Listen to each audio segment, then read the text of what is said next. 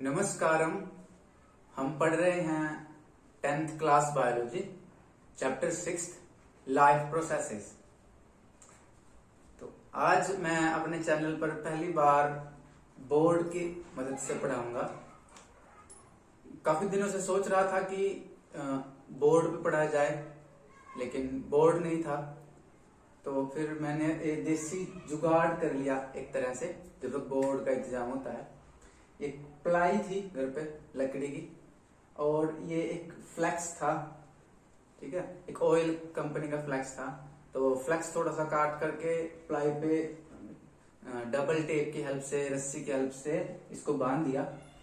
ये life process लिखा है, थोड़ा टेढ़ा लिखा गया, बैठे बैठे लिखा था। तो खैर शुरू करते हैं। तो हम ये हमारी इस लेसन की 12th वीडियो है, और हम पहुंच गए थे टॉपिक पर। आज एनसीईआरटी गोद में रहेगी। तो हम पहुंच गए थे टॉपिक ट्रांसपोर्टेशन इन प्लांट्स पर। इस टॉपिक पर हैं हम। Transportation in plants. दिखाई दे रहा है? पता नहीं, वैसे मैं बड़ा बड़ा लिखने की कोशिश कर रहा हूं ताकि आपको दिखाई दे। अब ये स्केच है, अभी दूसरा ले आऊंगा, ब्लैक मार्कर कहते हैं जिसको, वो ले आऊंगा। खैर, तो ट्रांसपोर्टेशन इन प्लांट्स। अच्छा, हमने पिछली क्लास में पढ़ा था ट्रांसपोर्टेशन इन एनिमल्स, कि जानवरों में ट्रांसपोर्टेशन कैसे होता है। तो ट्रांसपोर्टेशन मतलब परिवहन, ठीक है। ट्रांसपोर्टेशन का मतलब क्या होता है? परिवहन। परिवहन मतलब जैसे हम बसेस में जाते हैं, एक जगह से दूसरे जगह पे जाते हैं, ठीक है। जैसे अभी जून का महीना चल रहा है, तो जून के महीने में स्कूलों की छुट्टियां होती हैं, तो कुछ बच्चे मामूओं के घर भी जाते हैं, मैं भी जाता था। तो वो ट्रांसपोर्टेशन। तो प्लांट्स में ट्रांसपोर्टेशन मतलब कि प्लांट्स के अंदर भी जो न्यूट्रिएंट्स हैं, वाटर है, फूड है, वो एक पार्ट से दूसरे पार्ट तक मूव करता है। हालांकि प्लांट्स में ब्लड तो नहीं होता, ठीक है। जैसे हमने एनिमल्स में ट्रांसपोर्टेशन पढ़ा था, तो उसमें क्या था? हार्ट था, उसमें क्या था? नसें थी, ब्लड था, है ना, ब्लड वेसल थी, आर्टरी और वेन्स वगैरह। प्लांट में खून नहीं होता, प्लांट में हार्ट भी नहीं होता, दिल भी नहीं होता। तो फिर प्लांट में कैसे जो मटेरियल है वो ट्रांसपोर्ट करता है? रूट्स से। हम पानी देते हैं प्लांट्स में, तो जड़ों में पानी देते हैं, तो फिर वो पानी जड़ों से पानी पत्तों तक कैसे पहुंचता है, वो सब हम पढ़ेंगे इस टॉपिक के अंदर। We have discussed earlier how plants take in simple compounds such as CO2 and photosynthesize energy stored in their chlorophyll containing organs, namely leaves। कहता है कि ये हम डिस्कस कर चुके थे इसी लेसन में, पिछली क्लासेस में, कि जो प्लांट्स हैं वो सिंपल कंपाउंड्स को कैसे लेते हैं, जैसे कि carbon dioxide, CO2। Carbon dioxide simple compound है, इनऑर्गेनिक कंपाउंड है, और इसको, अरे कमीज पे चल गया। तो सिंपल कंपाउंड है, इनऑर्गेनिक कंपाउंड है। इसको कैसे प्लांट्स लेते हैं? तो कैसे लेते हैं प्लांट्स? जो लीव्स होते हैं, पत्ते होते हैं, सबसे पहले मैं दरवाजा बंद करके आता हूं ताकि कोई अंदर ना जाए। तो अब दरवाजा बंद कर दिया है, कोई इस कमरे में अब नहीं आ सकता। शायद मेरी आवाज बाहर जाए, और अभी इसी कमरे में थोड़ी किताबें हैं, थोड़ा थोड़ा कुछ सामान है, और हम अपनी क्लास चल रही है। तो मैं कहा था, हाँ ये बता रहा था कि CO2 का ट्रांसपोर्टेशन कैसे होता है प्लांट्स में, ये हमने पढ़ा था। कैसे होता था? स्टोमेटा के जरिए। हमने देखा था पत्ते होते हैं, ऐसे प्लांट्स के लीव्स होते हैं, पत्तों में क्या होता है? छोटे छोटे छेद होते हैं, जिनको कहते हैं स्टोमेटा। क्या कहते हैं? स्टोमेटा। स्टोमेटा में क्या है कि जैसे मान लो एक पत्ता है, इसके ऊपर तो स्टोमेटा कम होते हैं, नीचे ज्यादा होते हैं, नीचे छेद होते हैं, ठीक है। वहां से क्या था? कार्बन डाइऑक्साइड अंदर चली जाती है प्लांट के, और प्लांट के अंदर से ऑक्सीजन बाहर निकल जाती है। तो CO2 का ट्रांसपोर्टेशन कैसे हो रहा था? थ्रू स्टोमेटा, ये हम पढ़ चुके हैं। फिर क्या होता है? And photosynthesize energy stored in their chlorophyll containing organs namely leaves. ये क्या कहता है? And photosynthesize energy stored in their chlorophyll containing organs namely leaves. ठीक है। पत्ते होते हैं, पत्तों में क्या है? क्लोरोफिल होता है ना। जो प्लांट की जो सेल्स हैं, ग्रीन सेल्स, पत्ते ज्यादातर हरे होते हैं। हरे क्यों होते हैं? उनमें क्लोरोफिल होता है। क्लोरोफिल की हेल्प से वो क्या करते हैं? फोटोसिंथेसिस करते हैं। फोटोसिंथेसिस से वहां पर फूड बनता है। ठीक है। तो ये भी हम पढ़ेंगे इस लेसन में, इस टॉपिक में, कि फूड भी कैसे मूव करता है। ठीक है। The other kinds of raw materials needed for building। अच्छा, एक बात और, अभी आप मेरी अगर क्लास अटेंड कर रहे हो तो अभी आपके पास अगर एनसीईआरटी बुक है तो अच्छी बात है, क्योंकि जब मैं जो मैं पढ़ाऊंगा या जहां जहां मैं जिस टॉपिक पर ध्याऊंगा तो आप देख सकते हो, क्योंकि मैं बुक नहीं दिखा पा रहा आपको। ठीक है, ठीक है, कि तो आप अपने आप पास अभी एनसीईआरटी बुक रख सकते हो, एक कॉपी रख सकते हो, एक पेन पेंसिल रख सकते हो। ठीक है। अगर नहीं है तो कोई बात नहीं, अगर आप रखना चाहो तो रख सकते हो, शायद इससे मदद मिलेगी सीखने में। तो the other kinds of raw materials needed for building plant bodies will also have to be taken up separately. ठीक है। तो अब प्लांट को क्या है? और रॉ मटेरियल चाहिए। ठीक है। प्लांट को दूसरे रॉ मटेरियल भी चाहिए ताकि प्लांट अपनी बॉडी बना सके। देखो प्लांट अब क्या क्या लेता है? कार्बन डाइऑक्साइड लेता है प्लांट, लेकिन कार्बन डाइऑक्साइड के अलावा भी और इसको रॉ मटेरियल चाहिए। देखो यहां वर्ड आया है रॉ मटेरियल। रॉ मटेरियल मतलब कच्चा सामान। पक्का सामान क्या होता है? जो प्लांट फूड बनाता है, पत्तों में जो भोजन बनाता है, प्रकाश संश्लेषण प्रक्रिया यानी फोटोसिंथेसिस प्रोसेस से जो फूड बनाता है उसको तो क्या बोलते हैं? वो तो ऑर्गेनिक कंटेंट है, ऑर्गेनिक फूड है। और रॉ मटेरियल क्या होता है? जैसे पानी ले लेता है, कार्बन डाइऑक्साइड ले लेता है, हम खाद वगैरह डालते हैं, उसको बोलते हैं रॉ मटेरियल। तो प्लांट को रॉ मटेरियल भी चाहिए। ठीक है। तो प्लांट को क्या चाहिए? देखो प्लांट को फास्फोरस है, नाइट्रोजन है, जिंक है, सल्फर है, ये सारे न्यूट्रिएंट प्लांट को चाहिए। ठीक है। जो हम खाद वगैरह गिरते हैं ये सब क्या है? प्लांट को चाहिए ताकि वो अपनी बॉडी बना सके, अपनी लकड़ी बना सके, है ना, अपना स्टेम बना सके, लीव्स बना सके, तो पूरा स्ट्रक्चर बना सके। For plants, the soil is the nearest and richest source of raw materials like nitrogen, phosphorus and other minerals। कि जो प्लांट्स हैं, प्लांट्स के सबसे करीब और सबसे रिच सोर्स क्या है रॉ मटेरियल का? यानी प्लांट रॉ मटेरियल कहां से लेता है? उसके सबसे नियरेस्ट, नियरेस्ट मतलब सबसे करीब क्या है? मिट्टी है। प्लांट मिट्टी में तो लगा होता है, तो प्लांट रॉ मटेरियल कहां से ले सकता है? कि उसके सबसे पास मिट्टी होती है, तो मिट्टी से वो रॉ मटेरियल लेता है। ठीक है। और क्या है? Richest source. रिचेस्ट मतलब रिचेस्ट मतलब कि मिट्टी में बहुत ज्यादा न्यूट्रिएंट होते हैं। तो प्लांट सबसे करीब प्लांट के मिट्टी है और मिट्टी में बहुत ज्यादा न्यूट्रिएंट्स हैं, तो वहीं से वो रॉ मटेरियल लेता है। कौन लेता है? प्लांट। कैसे लेता है? मिट्टी में तो खड़ा होता है, मिट्टी में जड़ें होती हैं, तो जड़ों से ले लेता है, रूट से ले लेता है। कैसे? जैसे एग्जांपल दे रखा है कि प्लांट नाइट्रोजन लेता है, फास्फोरस लेता है और दूसरे मिनरल लेता है, सल्फर लेता है, जिंक लेता है। ये सब जो है न्यूट्रिएंट जो है, ये सब मिनरल्स वगैरह सोइल से लेता है प्लांट। इसका मतलब सोइल क्या है? फर्टाइल होनी चाहिए, सोइल में न्यूट्रिएंट्स होने चाहिए, उपजाऊ होनी चाहिए soil. The absorption of these substances therefore occurs through the part in contact with soil namely roots. तो इसलिए जो ये रॉ मटेरियल है, जो क्या है, ये नाइट्रोजन है ना, ये सल्फर या दूसरे मिनरल्स जो हैं, ये कहां से लेता है प्लांट? रूट्स से लेता है, और रूट्स में से भी कहां से लेता है? सोइल में से। सॉइल में से वो प्लांट्स एब्जॉर्ब कर लेता है। आप भी देखो, जब हम किसी प्लांट में, किसी पेड़ में, किसी गमले में पानी डालते हैं या खाद डालते हैं, तो ऐसे थोड़ी ऊपर डालते हैं, नहीं, जड़ों में डालते हैं, क्योंकि रूट से ही ज्यादातर जो है वो रूट से ही एब्जॉर्ब करते हैं। ठीक है, जैसे मतलब अगर मेरे को अभी कुछ खाना हो, मैं मान लो मैंने जलेबी ले ली, ठीक है, और जलेबी को ऐसे माथे पर रख लिया,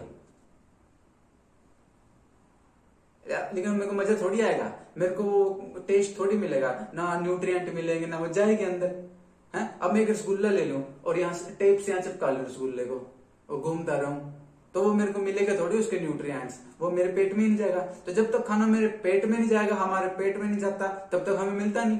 उसी तरह से प्लांट्स भी क्या करते हैं, न्यूट्रिएंट्स जड़ों से लेते हैं, ठीक है, रूट से। रूट्स क्या है, मिट्टी के टच में होती है, तो मिट्टी से वो रूट में जाता है, रूट से वो फिर पूरे शूट में, पूरे प्लांट में चला जाता है। If the distances between soil contacting organs and chlorophyll containing organs are small, energy and raw materials can easily diffuse to all parts of the plant body. देखो यहां कहता है कि अगर जो डिस्टेंस थोड़ा हो, किसके बीच में, सॉइल कॉन्टेक्टिंग ऑर्गन और क्लोरोफिल कॉन्टेक्टिंग ऑर्गन, इनके बीच में, ठीक है, साफ भी नहीं हो रहा, लेकिन इसका एक तरीका है। कटोरी में पानी रखा हुआ है और ये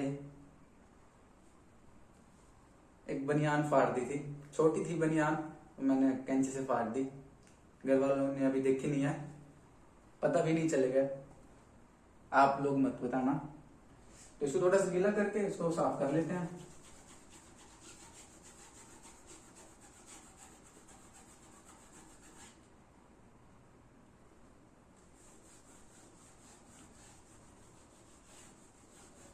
देखो क्या लिखा हुआ है यहां पर कि सोयल, कहां गया, soil contacting organ and chlorophyll containing organ. देखो यहां क्या लिखा है, सोयल कॉन्टेक्टिंग ऑर्गन, यानी ऐसा ऑर्गन जो सोयल से टच में है, कौन है, रूट, ठीक है, कौन है, रूट्स। जो प्लांट्स की जड़ें हैं वो सोइल कॉन्टेक्टिंग ऑर्गन है, सोइल से टच में है। दूसरा है क्लोरोफिल कंटेनिंग ऑर्गन, दूसरा है chlorophyll containing organ. Chlorophyll containing organ कौन है, कौन है, प्लांट का वो हिस्सा जो हरा हरा होता है, उसमें क्लोरोफिल होता है, और हरा हरा प्लांट का ज्यादातर पत्ते होते हैं, स्टेम वगैरह भी होता है, ठीक है, लेकिन बेसिकली सबसे ज्यादा कौन होता है, सबसे ज्यादा तो पत्ते होते हैं, तो लीव्स, लीव्स, ठीक है। तो कहता है अगर रूट्स और लीव्स के बीच में अगर डिस्टेंस कम हो, दूरी कम हो, तो क्या है, एनर्जी और रॉ मटेरियल, एनर्जी और रॉ मटेरियल क्या है, वो डिफ्यूज कर सकते हैं पूरे प्लांट में। समझ में क्या कहना चाह रहा है, देखो ये कह रहा है कि अगर प्लांट छोटी हाइट का है, अगर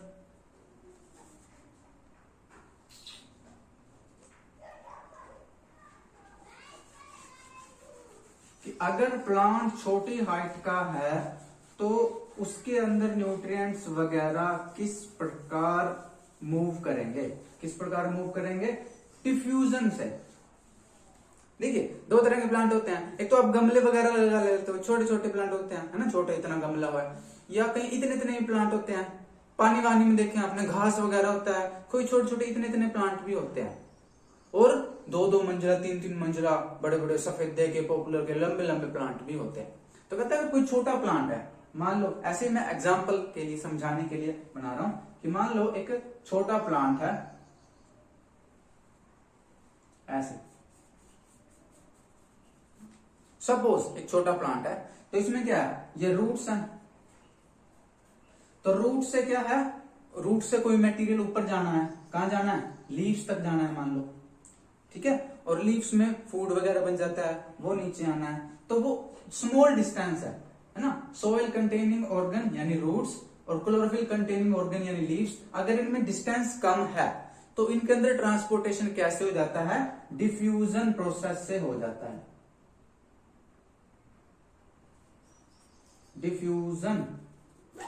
डिफ्यूजन प्रोसेस से हो जाता है। तो याद कीजिए डिफ्यूजन प्रोसेस क्या होता है, हमने पढ़ा है, मैंने पढ़ा है। डिफ्यूजन क्या होता है? The movement of particles from higher concentration to lower concentration is diffusion. दोबारा बताऊं, the movement of particles from higher concentration to lower concentration is diffusion. जैसे इस कमरे से लेते हैं, अगर मैं यहाँ एक अगरबत्ती जगाऊं, ऐसे अगरबत्ती जला ली मैंने, और अगरबत्ती मैंने उस कोने में रख दी, तो वहां पर अगरबत्ती क्या पूरी खुशबू है, लेकिन यहाँ पर और इस कोने में खुशबू नहीं है अगरबत्ती की, लेकिन धीरे धीरे वो खुशबू वहां से कम वाली जगह पे चली जाएगी। यानी तो अगरबत्ती की जो खुशबू है वो higher concentration to lower concentration move कर रही है, इसी को बोलते हैं डिफ्यूजन। तो डिफ्यूजन से क्या है, जैसे मान लो रूट्स वगैरह पे क्या है, वाटर है, न्यूट्रिएंट्स है, ऊपर न्यूट्रिएंट की कमी है तो नीचे से ऊपर चला जाएगा, ठीक है। ऊपर फूड है, नीचे फूड नहीं है, ऊपर से नीचे आ जाएगा।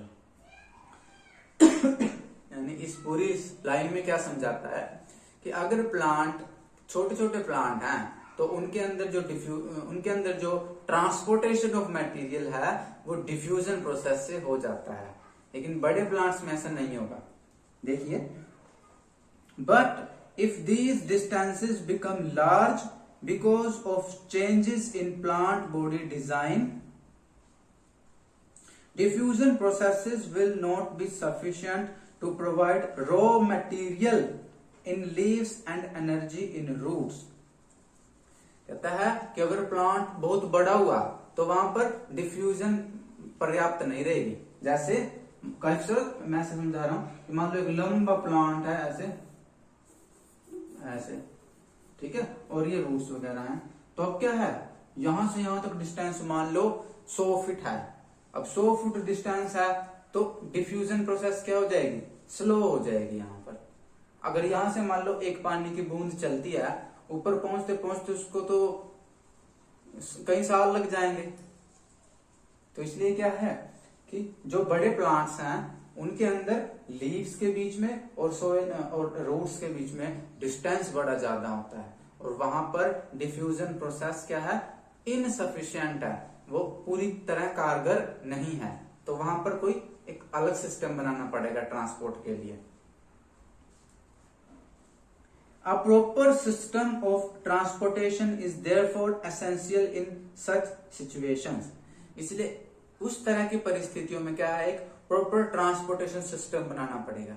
कैसे क्या सिस्टम होता है, जैसे अब हम पढ़ेंगे कि जाइलम टिश्यू होता है, फ्लोएम टिश्यू होता है, यानी एडवांस बनाना पड़ेगा, कुछ एडवांस स्ट्रक्चर या एडवांस ऑर्गन बनाने पड़ेंगे। किसने बनाया, नेचर ने बनाए हैं प्लांट्स के अंदर। Energy needs differ between different body designs, ठीक है। इस लाइन में कहता है energy needs differ between different body designs, यानी अलग अलग शरीर होता है जानवरों का या प्लांट्स का, तो उसको उनको अलग अलग मात्रा में एनर्जी चाहिए। जैसे इंसानों में देख लो ना, एक मजदूर वगैरह ज्यादा मेहनत कर रहा है ना, उसको वो ज्यादा खाना खाता है। अगर एक बंदा है वो कम मेहनत कर रहा है, फिजिकल एक्सरसाइज नहीं कर रहा, तो वो कम खाना खाता है, ठीक है। जैसे एक बच्चा पूरा ग्राउंड में खेलता है, शरीर मजबूत है, वो ज्यादा खाना खाता है, वो इतना पावरफुल है। एक बच्चा जो बस घर एक ही जगह कमरे में बैठा है, खेलता नहीं है, दौड़ता नहीं है, तो उसकी भूख कम होती है, तो उसको एनर्जी कम चाहिए। तो जैसे इस लाइन में कहता है कि अलग अलग जानवरों को, अलग अलग प्लांट्स को या अलग अलग ऑर्गेनिज्म जिनका बॉडी डिजाइन अलग है, कोई बड़ा है कोई छोटा है, कोई तेज दौड़ रहा है कोई धीरे धीरे दौड़ रहा है, कोई तैर रहा है कोई ऐसे चल रहा है, तो उनको अलग अलग मात्रा में एनर्जी चाहिए, किसी को ज्यादा तो किसी को कम। Plants do not move and plant bodies have a large proportion of dead cells in many tissues। देखो प्लांट्स क्या है, मूव नहीं करते, चल फिर नहीं सकते। आप लोग जब स्कूल जाते हो तो सड़क के किनारे प्लांट लगे होते हैं, वहीं लगे होते हैं, वापिस आते हो वहीं लगा होता है, अगले महीने वहीं लगा होता है, ठीक है, एक महीने बाद जाते वहीं लगा होता है। 1 साल 2 साल 10 साल 50 साल 100 साल 200 साल 500 साल, वो प्लांट एक ही जगह पे रहता है, तो प्लांट मूव नहीं करते। अब देखो ज्यादा दौड़ भाग नहीं कर रहे वो, यानी एनर्जी थोड़ी कम चाहिए उनको, ठीक है। जानवरों को देखो, शेर, चीता, बकरी, हाथी या इंसान या कुत्ते कुत्ते की तरह दौड़ते रहते हैं।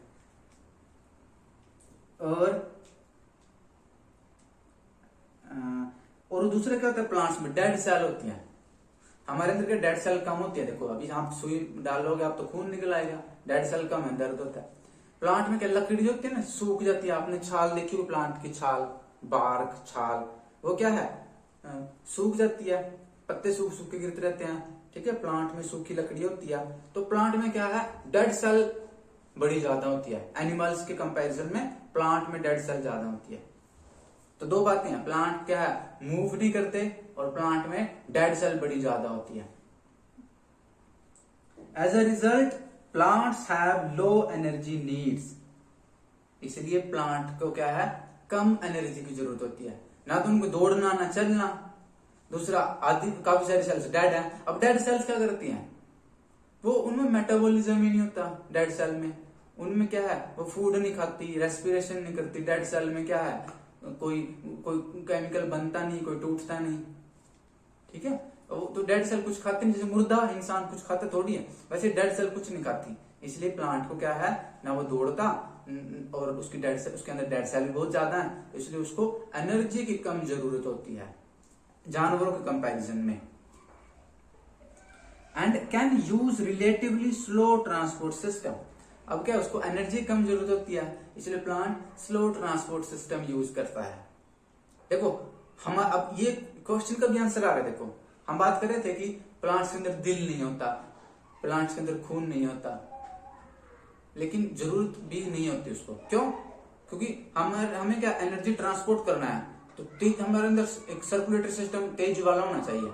प्लांट को क्या है, कम एनर्जी की जरूरत है, तो उसको वो स्लो करता है कि अब मैं धीरे धीरे ट्रांसपोर्ट कर लूंगा। जैसे हमारे अंदर कोई किसी केमिकल को पहुंचने में 10 सेकंड चाहिए या 1 मिनट चाहिए मान लो, तो प्लांट कहता है मैं 10 मिनट में भी काम चला लूंगा। तो प्लांट क्या है, एक स्लो ट्रांसपोर्टिंग सिस्टम को यूज करता है, क्योंकि उसको फास्ट ट्रांसपोर्टिंग सिस्टम की जरूरत ही नहीं होती। तो जिस चीज की हमें जरूरत नहीं होती, हमें उसके पीछे नहीं भागना चाहिए। तो नेचर में देखो, नेचर ने बनाया ही नहीं प्लांट के अंदर फास्ट ट्रांसपोर्टिंग सिस्टम, बनाया नहीं, स्लो ट्रांसपोर्टिंग सिस्टम है। So the distances over which transport systems have to operate, however, can be very large in plants such as very tall trees. कहता है कि प्लांट्स के अंदर जो ट्रांसपोर्ट का डिस्टेंस है वो बहुत ज्यादा भी होता है ना। किन में होता है, जो लार्ज ट्रीज होते हैं, लॉन्ग ट्रीज होते हैं। जैसे अगर आपके यहाँ पता नहीं उगते हैं कि नहीं, सफेदे के प्लांट देखे अपने, सफेदा, यूकेलिप्टस कहते हैं हमारे को, तो गांव में उसको बोलते हैं सफेदा, सफेदा का पेड़, या इंग्लिश में बोलते हैं इसको यूकेलिप्टस। यूके स्पेलिंग ये ऐसे बोल जाता हूं मैं, यू ऐसे लिखता है,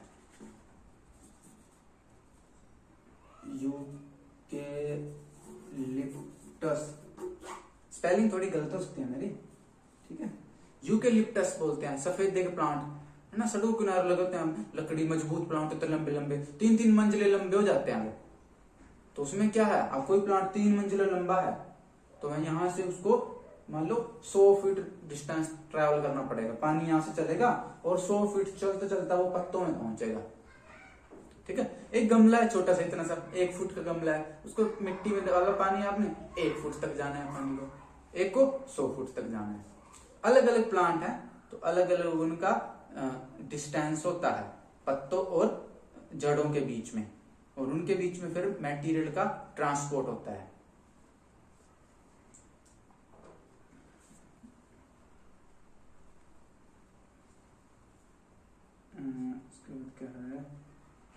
Plant transport systems will move energy stores from leaves and raw materials from roots. ठीक है, कहता है प्लांट्स के अंदर जो चीजें हैं, जो मटेरियल है, वो कहां से कहां मूव करता है,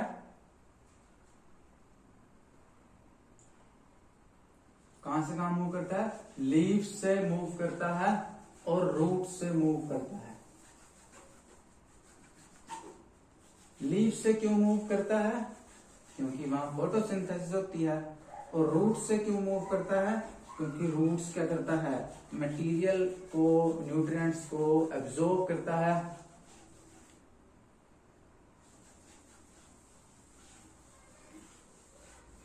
क्या कहता है कि प्लांट्स के अंदर, जैसे मान लो ये प्लांट है,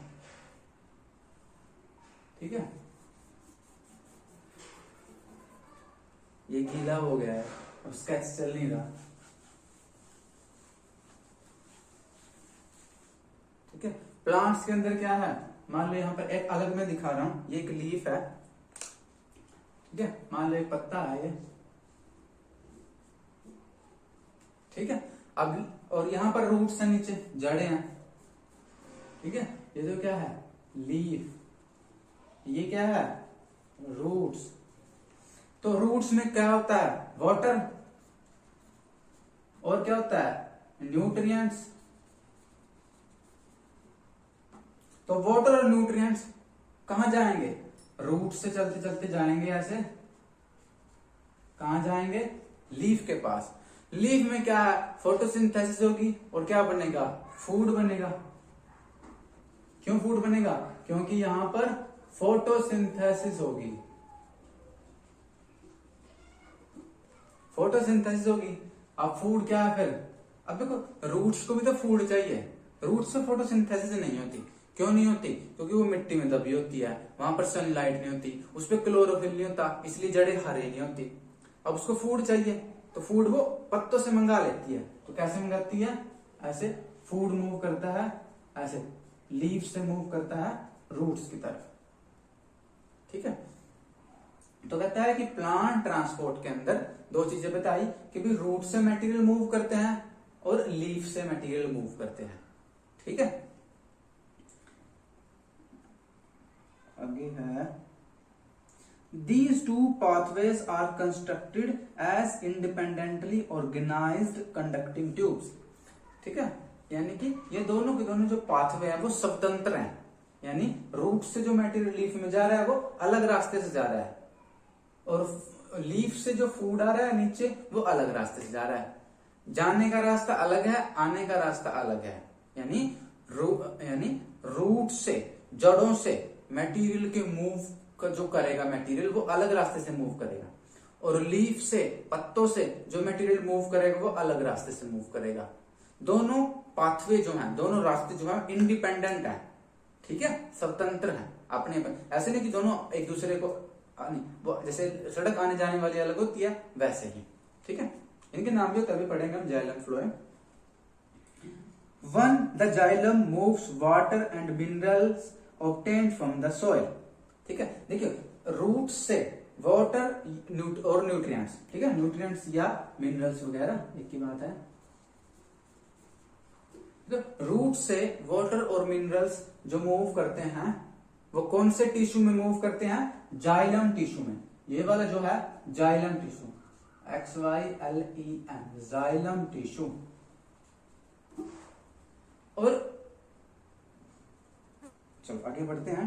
नेक्स्ट है, the other phloem transports products of photosynthesis from the leaves where they are synthesised to other parts of the plant.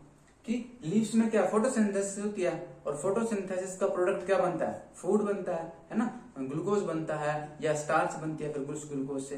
तो जो ये फूड बनता है, ये फूड किससे मूव, कौन से टिश्यू से मूव करता है? Phloem tissue, PHLOEM, phloem tissue, ठीक है। देखो, रूट से जो मटेरियल मूव कर रहा है जाइलम टिश्यू से, और लीफ से जो मटेरियल मूव करेगा फ्लोएम टिश्यू में। ऐसे ध्यान रखना, फूड कहां से जाता है? फ्लोएम। थोड़ा मिलता है ना, food food, phloem phloem, food food, phloem phloem, ठीक है। मैं भूल जा रहा था कि जाइलम में फूड जाएगा फ्लोएम में, तो फिर मैं ऐसे याद कर लिया कि जैसे फूड फ्लोएम दोनों सेम सेम है, ठीक है। तो फूड जाता है फ्लोएम टिश्यू में, ठीक है, और बाकी जो वाटर है, न्यूट्रिएंट्स है, मिनरल है, जो रो मटेरियल कच्चा सामान है, वो रूट से जाता है जाइलम टिश्यू के अंदर। तो 2 टिश्यू हो गए, 2 रास्ते हो गए। देखो हमारे अंदर क्या नसें होती हैं, है ना, blood vessel, arteries, blood veins, लेकिन इसमें ब्लड नहीं होता, लेकिन ये बस नसें का काम यही कर रहे हैं, जाइलम और फ्लोएम टिश्यू यही कर रहे हैं नसों का काम। हालांकि ये नस जैसा नहीं होता है, ये अलग स्ट्रक्चर है, हमारे अंदर अलग स्ट्रक्चर होता है।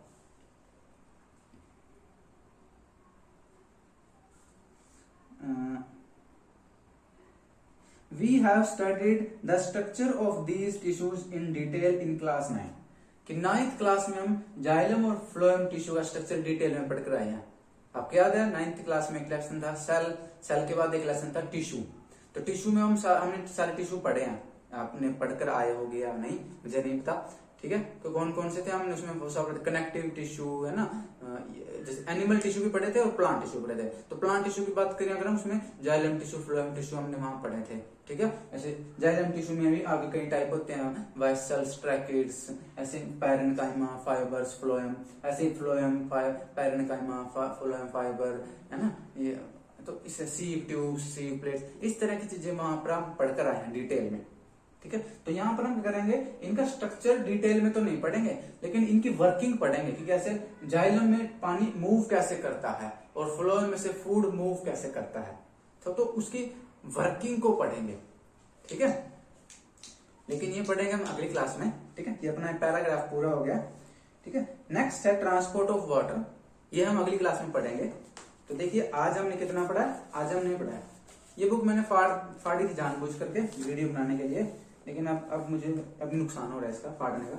तो देखिए क्या है ये, यहां से हमने पढ़ा था ट्रांसपोर्टेशन इन प्लांट्स, और यहां तक हमने पढ़ लिया, ठीक है। मैं निशान लगा लेता हूं, आप भी निशान लगा लीजिए।